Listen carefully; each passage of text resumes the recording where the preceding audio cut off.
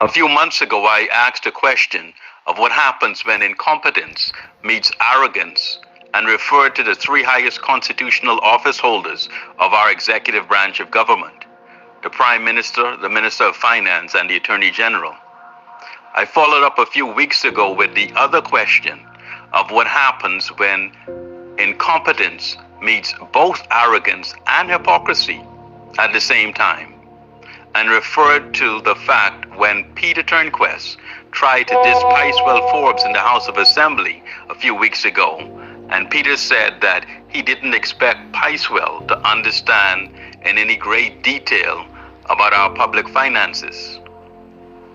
But instead of worrying about what Picewell knows or not, Peter should be more concerned with what Peter knows or he doesn't know about doing his own job, since he holds 3 government positions and is the worst to have ever served in any of these positions in our country's history.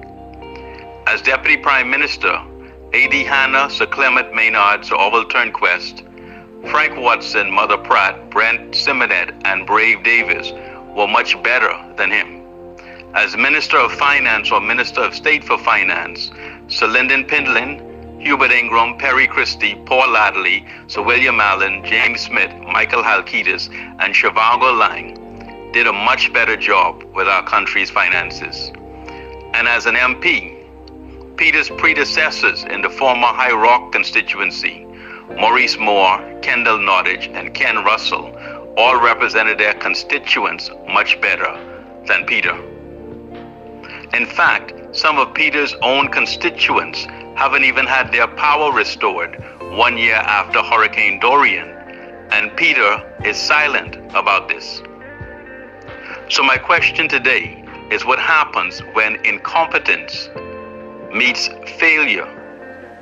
And I'm not only talking about Peter, but also his fellow parliamentary colleagues, Michael Pintard, Iram Lewis, and Pakeisha Parker.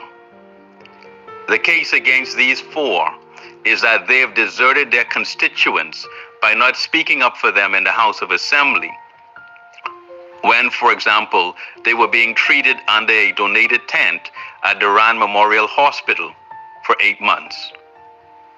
And they've also deserted their constituents since the 4 MPs aren't even in Grand Bahama to know what's going on, since they all took full-time jobs in Nassau in order to advance their own political career. We don't have a fully functioning airport, a fully functioning hospital, nor a University of the Bahamas campus. Although all 4 MPs are very nice people as individuals, they nevertheless were hired to do a job and promised that if elected, it would be the people's time. At the next general election, Grand Bahamians can either reward their failure, but what message would that send, since desertion is one of 5 grounds for a divorce? Alternatively, we can choose MPs to better represent our interests from the PLP, DNA, BCP, BDM, or from independent candidates.